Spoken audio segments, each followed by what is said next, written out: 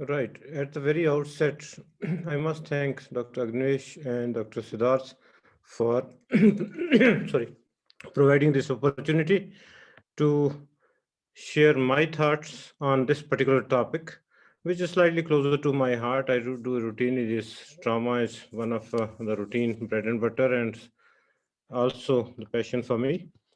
IT fracture in particular. So today's topic is DHS still an option? So why this debate? I mean, the learning outcome from this topic hopefully is going to be why this debate at all, if at all, and what are the indication of DHS? Is are there any indication in today's world? Is there any contraindication? And if there are indication, what are the tips and tricks to have a successful outcome? What are likely complication? What does literature say about it? And a few case example to support that. So why this debate? Well, first of all, I need to tell you all, IT fracture are growing in number, and day by day, this is going to grow like anything because age, longevity is increasing because the quality of life is improving. So life expectancy is obviously going high. That also means the osteoporosis is rise on rise, and these fractures are going to be rampant. DHS is becoming slight less favorite implant these days, so that is also the reason this debate is there, because the PFN, the more fashion is because drifting towards PFN.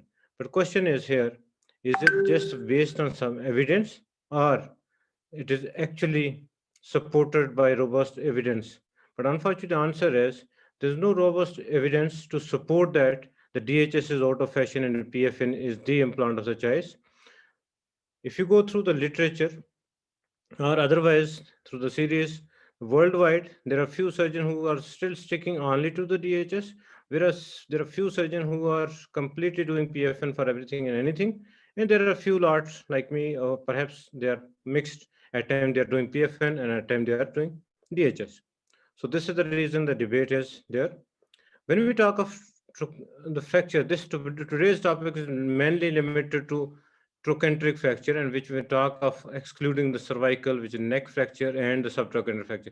So, what a fracture in this region, that essentially is the trochanter region, and starting from cervical trochanter to the subtrochanter area, and there the debate is which implant is better, and if it is DHS, why, when, and when not. First of all, when we talk of intertrochanteric fracture, as a matter of routine, we apart from the other classification, we have to classify whether this fracture is stable or unstable. So very simple, when there's a lesser trochanter and lateral wall, both of them are intact, two-part fracture, it is a stable fracture. When either of them is broken, whether lesser trochanter, posterior middle fragment, or the lateral wall is broken, that means it's unstable fracture. So this is most important first classification to just grossly understand what the fracture you are dealing with and what implant you can be using.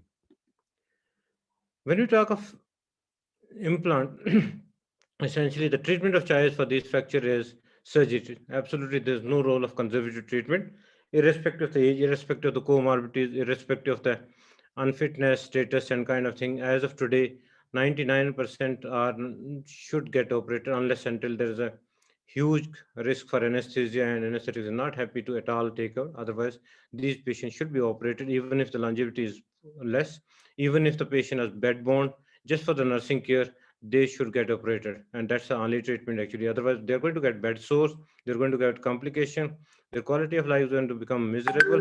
The quantity may get slightly prolonged, but quality will become miserable. So hence, it is the treatment of choice is surgery. And at time, the implant wise, mainly is osteosynthesis, but you may have to also think in terms of replacement as well.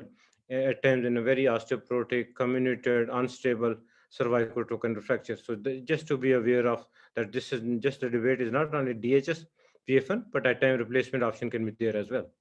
When we talk of implants, otherwise osteosynthesis, the main debate is between PFN, the intramedullary uh, implant, and the DHS, the extramedullary implant. However, extramedullary can be condylar plate, can be proximal femoral locking plate, DCS, or maybe rarely external fixator as well. So, what are the goals of the treatment for this fracture? The main goal is adequate and stable reduction. Mechanically, it should be adequate fixation and it should permit early weight bearing. Reason for that is because if you're going to prevent the patient from weight bearing, early weight bearing, essentially the whole purpose of surgery get defeated. What you want at the end of the day is immediate start mobilization so that the prolonged bed-bound complication in this age group can be avoided. And moreover, these are the patients who are not going to be mobilizing with a non-weight bearing because they are frail patient. They have to be either completely bed rest or walking with full weight bearing. You cannot mobilize with them partial weight bearing or non-weight bearing. So your fixation has to be stable.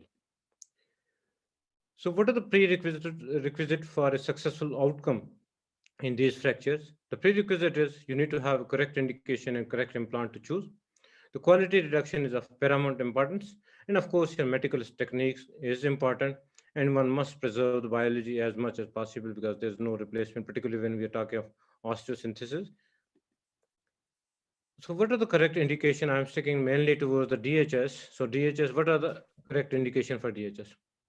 So essentially any stable fracture, which I already defined, is a straightforward indication for DHS, safely can be treated by DHS without any problem, and is still a gold standard implant for these fractures. Question happen in case of unstable fracture, where the lateral wall is intact, my choice of treatment will be DHS again. The main criteria is lateral wall intact, maybe unstable, maybe there may be posterior medial fragment, there is lesser trochanter is off, there is a combination, cervical trochanter fracture, still they should go, one can easily safely treat with DHS. It is also supported by the literature and it says the integrity of the lateral wall femoral wall in intertrochanteric fracture is predictor of the outcome. Actually, if the lateral wall is broken, that means the successful outcome is not going to be there. And if it is intact, and if you can keep it intact intraoperatively, postoperatively as well, that means the likely outcome of positive outcome is much better. When you talk of classification, you know that there are various classification like Evans, Boyds and Griffith, and then AO and OTO classification. When you talk of Evans classification type 1, 2, 4, this is 1 lateral wall intact, 2 lateral wall intact, 4 lateral wall intact, safely can be treated by DHS. Whereas type 3, where the lateral wall is broken, type 5, the lateral wall is broken, the treatment of choice is not DHS. When you talk of Boyd and Griffith's classification, type 1 and 2, which is these two, lateral wall intact, can be safely treated by DHS, whereas type 3 and 4, lateral wall broken, cannot be treated by DHS. When you talk of AO and OTA classification, A1, A2, safely DHS, lateral wall is intact, A3, lateral wall is broken, subtrochanter extension, reverse trochanter fracture, cannot be treated by DHS. Few examples, indication, stable fracture, safely DHS, no issues. Lesser trochanter broken, again lateral wall intact, safely treated DHS. Unstable comminuted fracture, but lateral wall intact, DHS can be safely the treatment option. Again, stable fracture, more or less, DHS. DHS for this posterior middle large chunk, but still very well can be treated by DHS. What are the other indication for DHS to so to say, because DHS we are talking of this other indication of basic cervical fracture apart from intertrochanteric fracture can be easily treated by DHS. Apart from that, you can add derotation screw. At time in the case of fracture neck of femur intracapsular, where you have to do valgus osteotomy because of the increased Powell angle, the chance of non-union more, you have to do a primary valgus osteotomy, the DHS can be implanted. At time, rarely in case of subtrochanteric fracture, though that's not the implant of choice, nailing is the implant of choice, but you may have to do DHS. Here you can use DHS, subtrochanteric fracture though, but from entry point, distally there should be at least 1 centimeter intact bone. So entry point will be somewhere at the top of the lesser trochanter. The 1 centimeter is still intact, so safely can be used, DHS can be used rather than DCS. So this is another situation. So what are the contraindication? The main contraindication is breach of the lateral wall. Like fracture, these kind of fractures, treatment of choice is not DHS. If at all you have to really use, you may have to supplement it with a TSP, trochanter stabilizing plates. Not a good news for DHS, not a fracture for DHS. Not a fracture again for DHS, not a fracture for DHS. If you see on right side, this side, the subtrochanter, there is a lateral wall breach, not DHS. On this side, the lateral wall is intact. You can safely go ahead with the DHS. So coming from that background, To do a successful DHS, what are the tips and tricks? Essentially, it starts with the pre-op planning, and you need to have a good pre-op planning to have a good intraoperative and post-operative outcome. And that starts with adequate pre-op X-rays. Very, very important. When you talk of pre-op X-rays, you need to have pelvis bilateral hip, not a unilateral hip, with AP and cross leg table lateral view of involved proximal femur, with of course the hip joint. It's very important to have traction, gentle traction, and internal rotation view, because that's going to define the fracture. Because if you see here, perhaps you're just talking a basic cervical type of fracture, but if you see here, there's a huge difference. The same patient, traction, internal rotation, in difference, so outcome was DHS actually. If you see here, cervical trochanter, but after traction and internal rotation, safely can be treated by DHS. X-ray of pelvis with bilateral hips. Why it is important? Because you need to see of the neck shaft angle on the opposite side. If you see here, the neck shaft angle is coxa valga, and you may have to reproduce it on the opposite side. So you need to know on the bilateral side.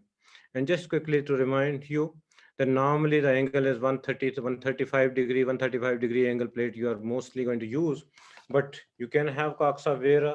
Significant coxa vera is of course less than 110 degree neck shaft angle, and coxa valga is more than 140 degree. And that is the reason you need to know that opposite side, because there are various angle plate are also available, and based on that you can use that and you can reproduce that. Full length shaft of femur X-ray, especially in patient with pathological intracapsular neck of femur, or for that matter, mainly intertrochanteric fracture. If there is a pathological fracture suspected, you must have X-ray of the whole limb, and there perhaps the nail is better rather than DHS. Then latest and fresh X-ray, very important. Just from the day before yesterday, actually, I had an encounter. Actually, this was 10 days previous X-ray, more or less okay. Seems I thought DHS is going to be my treatment of choice. Got latest X-ray rotation as been our setup. Patient perhaps went to the desi massage, after that weight bearing, this that, and neck was smashed. Actually, after that, absolutely no clue. Actually, the neck was obviously the not perhaps not a case for osteosynthesis. And intraoperatively, I tried to convince myself whether I can reconstruct or not, but there was hardly any bone in this area. Actually, the whole neck is a resolved type of kind of within few days actually. So you need to have a latest updated X-ray to see and to plan. It's not a previous X-ray. You should not be relying on X-ray which is done even 10 days or 2 weeks ago. Ideally, the target of these patients should be to operate within 48 hours. Of course, after proper optimization. Though these are not intracapsular neck of femur fracture in young patient where you are worried about avian, but here you are worried about the comorbidity, you are worried about the complication of the backbone complication. These patients are very fragile. They've got multiple medical problems. Essentially, what they say is this is incidental fracture in a patient with multiple comorbidities. The comorbidities are going to deteriorate the moment the patient is going to be prolonged bedridden for few days. So it has to be early mobilization, early optimization, and early operating. So then next is patient is obviously going to be taken to theater, and you start with the fracture reduction. Obviously, you're going to take in on the fracture table, C-arm, under the C-arm, opposite leg out of the way so that you can have a proper AP and the lateral view of the affected hip and proximal femur. When you talk of reduction, more or less the simply traction, gentle traction, slight abduction and internal rotation usually reduces the fracture. However, few cases, rarely you may have to increase the external rotation to unlock the fracture and then pull it distally and rotate it internally. This is called a levator maneuver. So that can help into reducing the fracture. Posterior sagging, at times the fracture can be reduced in AP, but in lateral view there will be posterior sagging. So you can reduce it by gently pushing it up, or maybe there is crutches available that's intraoperative. You can keep it placed there just to avoid prevent that sag. But however, at times you have to, whenever you are doing obviously DHS, you put just a lever gently under the distal fragment, of course, preserving, taking care of sciatic nerve and other stuff. So gently, just one of the assistant or you at time just going to lift it up, and everything is going to be corrected, and then you can insert guide wire, and one guide wire can be just sort of reduction wire. In undisplaced fracture, not much reduction, slight internal rotation is needed. However, you must check your reduction for fracture displacement, the neck shaft angle, the anteversion, the femoral shaft sag, and rotation clinically, if at all. Only gentle. One point is very important. Only gentle traction and controlled reduction. It's not which should be forceful reduction. It should not be forceful traction. Easily the fracture can get converted into somehow into subtrochanteric fracture, and you will be trouble, and that will become a contraindication for DHS. You are all prepared for doing a DHS, but there you realize the fracture is converted to subtrochanteric extension, and everything is fallen in out of your hands. So quality of reduction is very important. If you fail to achieve close reduction, don't hesitate to go for open reduction, but quality of reduction almost anatomical has to be done. Avoid, you must avoid varus and the sagging. Do not proceed unless adequate reduction, which may be even open, as I told you already. At time after opening, you may have to put a clamp, but you have to be very careful. These are very porotic. You cannot be applying a sharp clamp and tightening it, because that's going to you can create easily extra fracture. Or also in putting medially, the neurovascular structures are also there, so you have to be slightly more careful. Which approach? Of course, lateral approach, but it has to be centered, not too proximal actually. And the proximal end of the incision should be just at the tip of the greater trochanter. You can, in the obese patient, you can get guided by the C-arm. Distally, the limb should be, the limb of incision should be slightly anterior, because if it's completely lateral, then at time you fall more posterior, because there is the incision should be aligned into the shaft of the femur. You can palpate if you want. Of course, incising the skin, subcutaneous tissue, and fascia, and then you go with the vastus lateralis. There are multiple approaches to the vastus lateralis. You may split in the middle. You better is to just to lift it from the posterior aspect, and then just reflect it interiorly. There's no need to cut in L shape that was originally described in the books. Actually, that's not required at all, because that's going to invite more bleeding, more cumbersome in the closing, and obviously rehabilitation is also slow. So just you need to lift it across anteriorly, and adequate access can be obtained. And moreover, this muscle is going to fall back and not needed much of the closure anyways afterwards. The next step is going to be, after prepping, dripping, this, that, and your approach is done actually, and then guide wire insertion. Guide wire insertion should always be guided by angle guide. There are two types of guides available. One is a fixed guide. Preferable is a variable angle guide, because you don't know about the next shaft angle anyways, so that you can adjust. And based on this, you can put in the angle plate accordingly. Uh, when you talk of guide wire insertion, invariably you start at the superior part of the lesser trochanter, and with the help of angle guide, you obviously aim at the center of the femoral head, center of the neck, both in AP and lateral views. And if you have to increase the angle, for example, by 5 degree, you should move 5 degree distally. Otherwise, this is going to be quite superior plate wire. Once you insert it into, go in AP view around 1 to 2 centimeter in, and then swing over to the lateral view, and then keep guiding into the lateral view.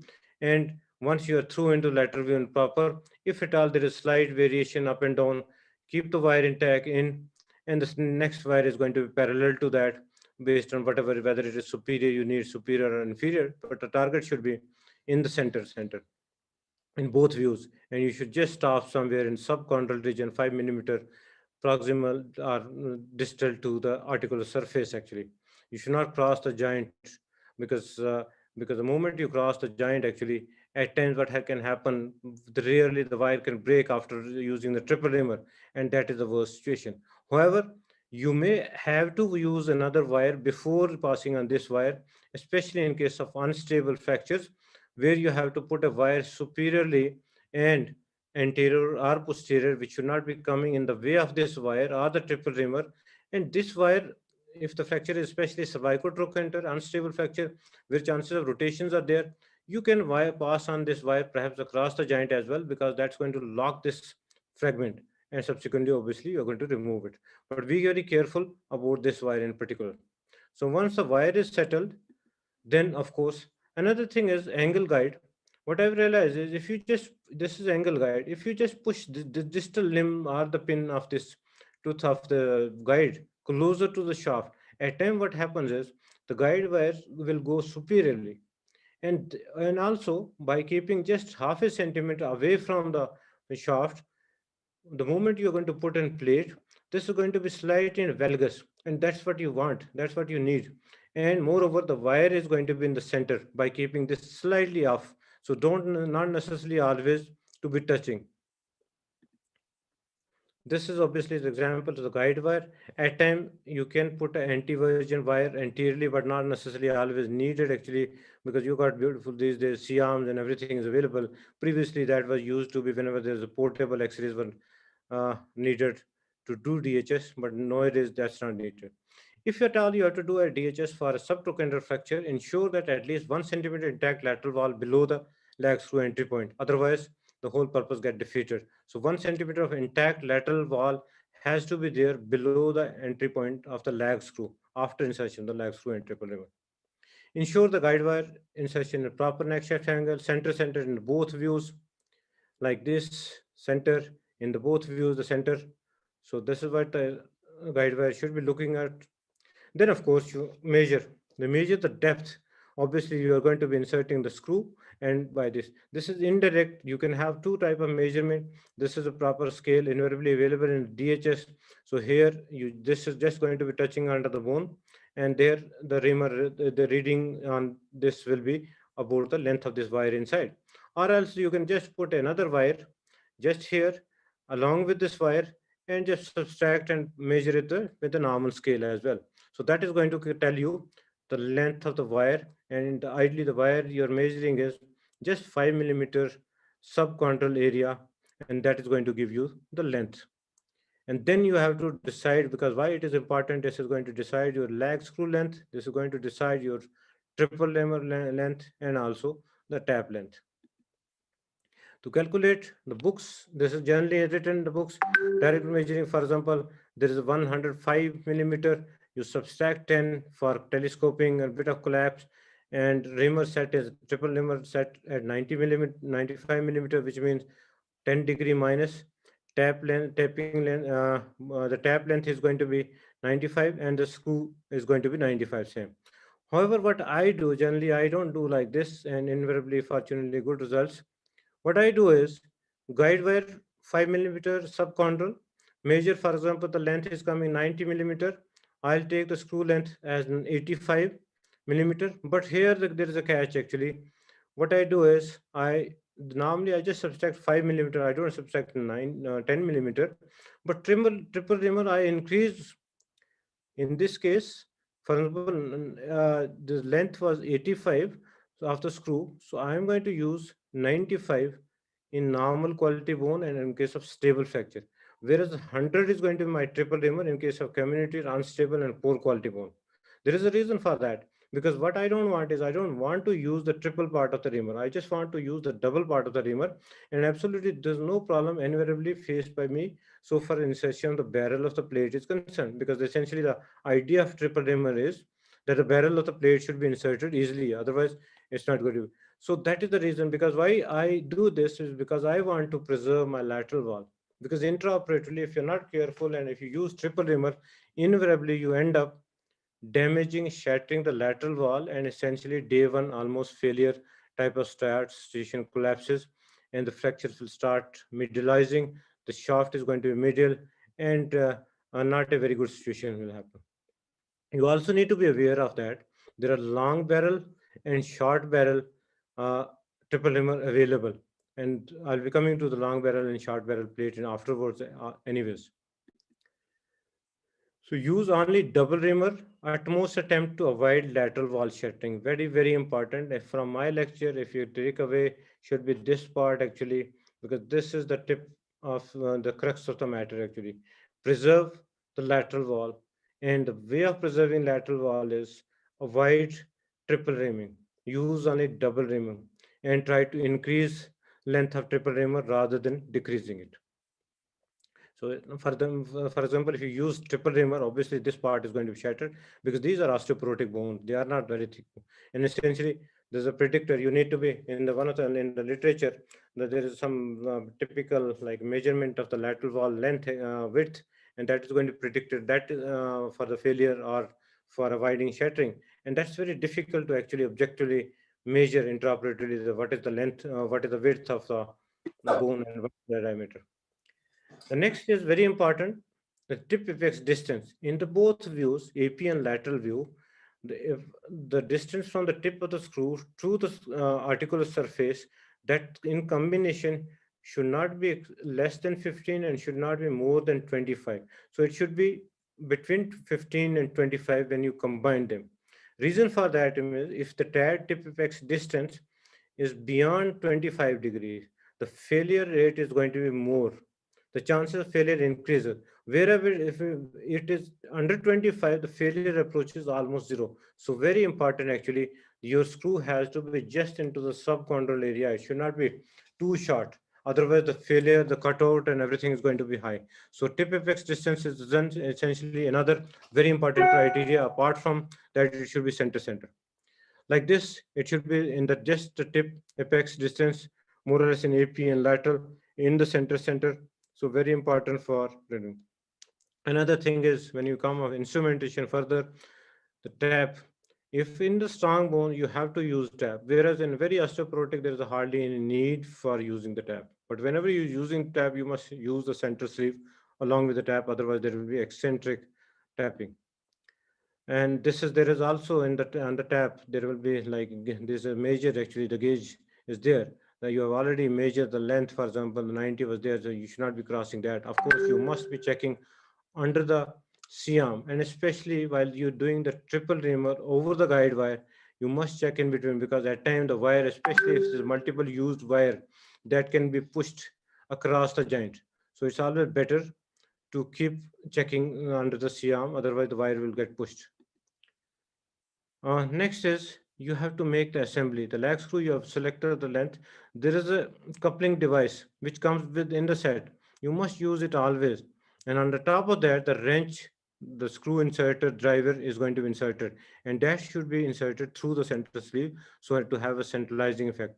The reason for that, the effect of the importance of this combination is the sliding of plate will become very easy at time, even in a obese patient. For example, at time the screw is slightly under the bone, may not be fully visible on the laterally, which is it should not be prominent. It should be just be proud, just be touching the lateral wall, and your insertion of plate is going to be very straightforward. Otherwise, you just struggle inserting the barrel of the plate, and at time you may have to do some rotation or insert it other way around and then twist around, and that can cause easily shattering, that can cause fracture, and that can be very tedious as well. So it's always better to make this assembly, try to use these instruments to your advantage. Every DHS set has got these instruments available. So important aspect is the appropriate size of flag screw. It should not be too long. It should not be proud from the lateral aspect as well, because that is going to also, after sliding of the plate, the screw is going to become prominent, and that's going to be impinging on the lateral surface. Everything heals, but the patient is going to be having huge pain. Avoid rotation of the head neck fragment while inserting screw, because at time if you're not careful you can easily rotate this fracture. The next is alignment of the uh, handle. The handle has to be aligned laterally in the parallel to the shaft, because if you're not going to be doing that while inserting the screw, the aligning the plate is not going to be easy for you. Next is, as I told you, that it has to be parallel to the shaft. Otherwise, the difficulty will be seating of the plate. Like this is the position ultimately of the wrench T handle. T should be. Then after that, you remove the wrench and then slide the appropriate DHS plate onto the guide shaft, which I already told you, until it reaches the lateral surface of the femur. Loosen and remove the coupling screw and guide shaft, and then withdraw your guide wire. The plate selection based on barrel length. The standard barrel length is 38 millimeter. You need to be aware of this, and standard majority of time it is the angle is 135 degrees. Why it is important is because the length of the barrel and the screw is, you need to allowing a control collapse to act as a dynamic action which reduces the incidence of screw cutout and penetration of screw into the hip joint. You also need to be aware of that these wires, this plate, they come in short and long barrel. If it is less than, if the screw length is less than 85 millimeter or 85 millimeter, you should be using a short barrel plate. If it is more than 85 millimeter, you should be using a standard barrel. Why? Because the thread length is 22 millimeter. Recommended sliding is 25 millimeter, minimum at least 10 millimeter. It should be sliding. Standard barrel length is 38 millimeter, and whereas in short barrel it is 25 millimeter. So if you combine 22 millimeter, which is a thread length, minimum collapsing required gliding sliding is 25, and plus the length of the barrel is 38, so that combines 85. That is the reason the 85 is the magic number. So hence you should be clear whenever you're using 85 millimeter of lag screw or less than that, you should be using short barrel plate, and if you're using more than that, you should be using normal standard long barrel plate. This is the way it should be when you easily sliding. This is the coupling device which is still in place with the lag screw, and easily the plate is slided on the top of that. So no struggle so far as insertion of plate is concerned. And then you just gently hammer it with a punch, so that the plate will touch the lateral aspect of the femur. But be very careful, do not hammer it very hard. These are, mind you, these are very osteoporotic bone. Though the one fracture is visible, obvious, but there may be at times subtle fracture which are not very obvious. And the moment you are pushed bit more hard, and it's easily, because you have reamed also, this area is already weak, there can be easily subtrochanteric fracture somewhere here, and this fracture, the whole fragment will start medializing, the whole purpose get defeated, and your malunion and other stuff is going to be there. At time you may have to use a clamp, but again be very careful. Fix the plate to the femur with a 4.5 millimeter cortical screw. Avoid forceful seating of the plate. Never ever do this. If that is the case, you may have to change intraoperative the angle of the plate, because these days the 125, 130, 135 or 140 degrees are easily available in all the sets. And if you're forcing, you can easily create a subtrochanteric fracture. Again, that is going to be disastrous situation. First, but rarely, unfortunately, you can have. Then you have to use, maybe, I mean, if you do not have any other implant which you at this stage perhaps you will not be able to use, you may have to use a longer plate, and you may have to use TSP to keep the lateral wall intact, and of course the longer plate as well. You must insert the second last, which is the second distal most screw first, and then the most proximal screw. Reason for that is, if you insert the proximal screw first, you are not aware of fully about the distal aspect of the plate, whether this is off the femur or not. But if you insert the second last screw, and then you are almost sure the plate is fully seated, and also on the dead center lateral aspect of the femur, and that's not a problem.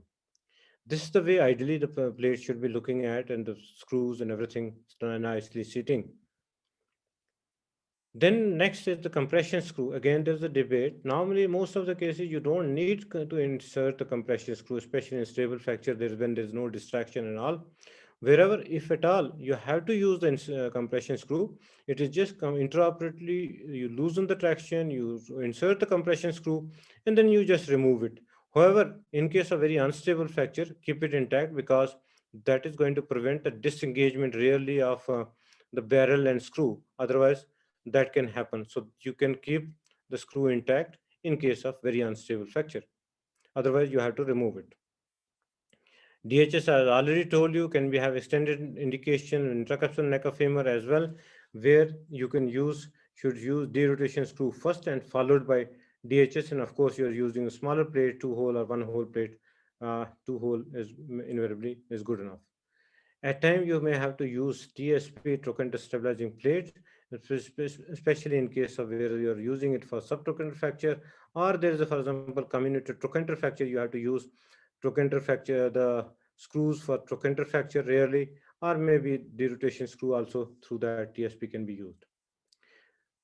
It is invariably used for screw fixation of the greater trochanter and also for anti-rotation screw. And invariably, if at all you have to use, this is for unstable per trochanter fracture. Slightly smaller letters, sorry for that. The debate is whether to use long plate or short plate. Invariably, 3 to 4 hole plate is good enough. More longer plates obviously mean more dissection, complicate the future surgery, no improvement in proximal purchase.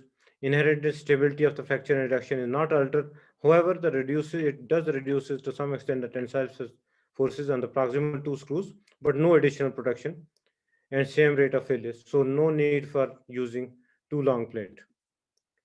So in summary, technical consideration, pre-operative, you must have proper AP and traction internal rotation X-rays with opposite hip and of course the lateral view. Preoperatively, only gentle controlled traction and reduction. Quality reduction, it may be closed or open, avoid varus and sagging.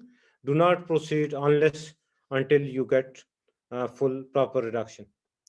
Center placement of screw, tip apex distance, very important. So everything is not so good. There can be complications as well. If you're doing to do surgery, the complication is a part of the game. Most commonly like screw cutout, screw barrel disengagement. This is example for example medialized distal fragment, the collapse.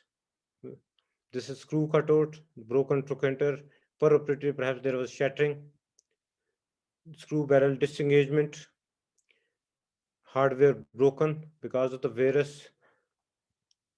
Again, completely medialized distal fragment, proximally the screw is out. Again, collapse, significant greater trochanter, broken, significant medialization, lateral valve completely breached, both in AP and lateral malunite, not a acceptable position at all. This another case, medialized, but thanks to teriparatite, most probably, I think there's a lot of callus and patient was doing completely fine. Having said that, complication is though happens in DHS, but your counterpart, which is PFN, is also not immune to the complication. And look at these examples. There's a classical Z effect you are all aware of. There can be reverse Z effect. Another complication after this was the initial X-ray, subsequent some completely lysis and intercapsular type of neck of femur fracture, all fracture at the tip. Another situation, poor quality bone, not a problem of any implant. Another example. So, why DHS? There must be some advantages, but that's the reason I'm advocating DHS. Familiar implant, it is familiar to all of us. The jigs are very familiar and technique is very familiar. We have been doing this, we've been trained doing this. Easy availability of various angle barrel plate, 125 degree, 130, 135, 140 degree. Technically much easier. Open reduction, if required, can be easily done through the same approach. For example, lateral wall, lateral view, it is completely off. You can easily just reduce, putting one lever proximally and one distally. You can approximate the fracture. It is reproducible, can be done by every surgeon in any setup. Significantly cheaper, that's very important. It's significantly cheaper in any setting, be it in developed and developing world. Cost is a factor actually, and it's a significant cheaper. Perhaps avoid shattering in case of associated with trochanter fracture. Per trochanter fracture, for example, if it is associated, if you insert a nail, there can be more shattering. At times, it's a busy cervical fracture can lead to further, the nail can lead to further displacement, and easily the fracture can go into varus.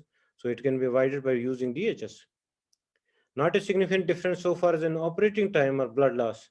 There have been a story like the less blood cell loss, less operating time. The I have found absolutely hardly any difference. Post-operative mobilization, again, there was a concern, but no difference. I start weight bearing as tolerated from the day next. Absolutely no difference. And mind you, these patients are very fragile. They are not the runner. They are not the marathon runner. They are just more or less at time bedbound, at time very fragile, at time previously prior to injury they were walking walker or stick, so their mobility is anyways less. So post-operative mobilization, the main target initially is they should go to the washroom with the help of walker, and gradually as the pain tolerate at the patient, they are going to be tailoring their mobilization based on their pain. Of course, lesser composed of complication perhaps if done properly. Simultaneously, the DHS has survived, we all know, over the decades as a gold standard implant without any significant modification in design. That is very important. That means it is a time-tested implant. However, the dear PFN is keep changing. You get single screw, double screw, shorts, long PFN, helical blade, this and that, multiple variation, PFNA2 kind of thing. There are multiple names and multiple jigs, so you have to keep chasing them. So there must be something wrong with PFN. Everything is not rosy. That is the reason it is changing the design. When you talk of literature, it should not be only me supporting and advocating. The literature also should support us. As per the literature, if you the review of your paper, all the stable trochanter fracture can be easily treated by DHS. It is a less expensive, however, it is contraindicated in reverse oblique fracture and large posterior medial fragments. Another study, it says the significant difference in outcome for unstable, but not for the stable fracture. It also says the intramedullary device may provide stronger fixation, requires a shorter surgical time, causes less blood loss. Another very interesting recent paper from in Bristol, England, in JBJS 2019, it says the higher 30 days mortality associated with use of intramedullary nail, 12.5% increase in risk of 30 days mortality. So that is also a point to ponder. So next is, after all this background, what are the few examples? 95 years old young lady with this fracture, very unstable, osteoporotic, did a DHS, and fortunately, post-operatively, she behaved well. Started mobilization. This was X-ray at 3 months. She was doing very well, no issues. Uh, Another 100 years old young lady, similar, very porotic. Have a look, grossly, DHS. So again, she was doing well. Unfortunately, don't have a follow-up X-ray. 72, gentleman. This is a fracture. Initial, I received this X-ray. Had another X-ray again. This is the kind of story. Had traction internal rotation view. This is the X-ray. Was obviously encouraged to do DHS. Thus a post-op picture. 75 years old female, trivial trauma. This is a cervical trochanter fracture with a lesser trochanter off. Post-op X-ray, DHS. Another patient, older fracture, treated using DHS. Another cervical trochanter fracture, X-ray and internal rotation. This is check X-ray of the same patient. Another patient had a opposite side PFN somewhere. This time did DHS. Another example of DHS. Another patient, interesting, recent past, just a month ago, had DFN already, this time intertrochanter fracture. So obviously, removing the nail and putting a PFN is a big procedure for this old lady with multiple comorbidities. So I had to settle with the DHS, no regret. Lateral view, I was talking after. Lateral view, this picture may not be very clear, but this is the distal fragment and that's the proximal fragment. All you have to do is just put a lever here, put another lever here, bring them together, put a wire that's going to be acting as a reduction wire, and subsequently standard procedure. So this is another example of a lateral view. It can be like this and can be tackled easily, and subsequent X-ray can be like this, like this. There's another patient 6 months down the line, walking comfortably, old lady. Another patient, unstable, intertrochanteric fracture, treated by DHS. Another patient had a pediatric procedure somewhere, intramedullary screws were there. Obviously, the nail will not be able to negotiate very easily, so DHS is option. Another very unstable, multiple fracture, greater trochanter also broken. Intraoperatively, internal rotation view obviously was encouraging.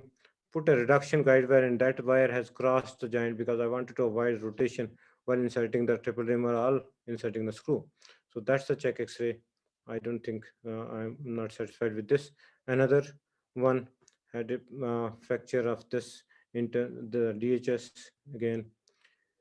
This patient, though I'm not, I won't advocate DHS for this, but unfortunately did not have much of implant, but at the last minute I had to do in a different hospital. I didn't see the even patient. So DHS I did, but I was very careful not to medialize it further. Though this is lateral part is broken. This is not indication for DHS. I ended up doing this actually, but subsequently post-operatively it is obviously collapsed. There is a medialization, but patient is fine and she is happy, and so am I. So not an issue at all. This is another fracture, grossly porotic bone. Greater trochanter is broken like anything. Last week only I did this. Lesser trochanter is off.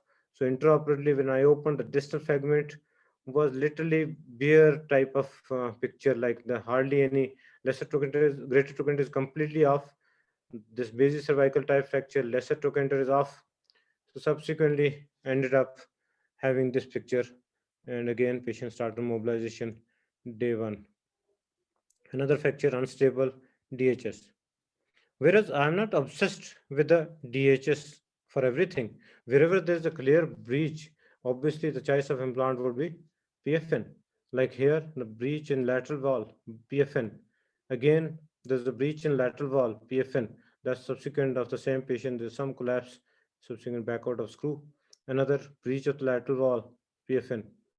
This would also ask for PFN. So what are the extended use of DHS can be at times used for extended, like pediatric, this basic cervical fracture treated by, this is a intercapsular neck of femur fracture treated with valgus osteotomy. At time this is subtrochanter fracture. This is treated by interfragmentary screw with the DHS. This is TSP in a case of uh, trochanter fracture with a reverse extension. So TSP. This is an interesting patient. Again, I don't think a nail would have been an option here. There's an old patient with a gunshot injury, malunited, shortened, extended rotated completely limb with intercapsular neck of femur patient. And this time I had to do a corrective osteotomy with the DHS, and everything was good. Another patient, 3 months old, fracture, neck of femur, basic cervical. I had to do valgus osteotomy and use a DHS. So always it is not, maybe not be reconstructable. Yesterday only I did this actually, that initially I've shown the x-ray that was completely resolved neck, so I could not reconstruct, so I had to end up doing the replacement. So everything cannot be so rosy as well. There can be technical error as well. Again, from my cases, the distraction, more distraction actually.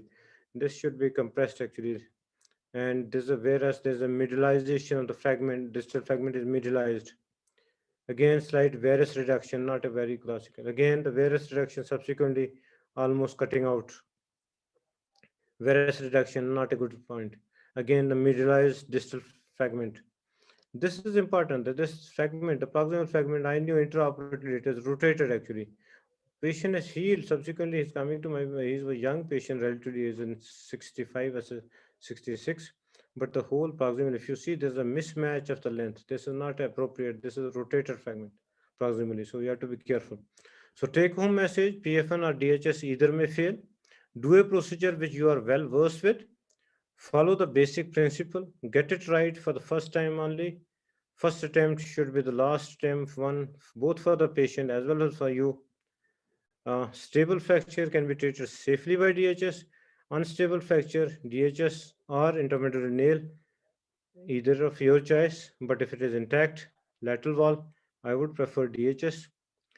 Still, for me, gold standard implant for a stable IT fracture. Thank you. Thanks a lot.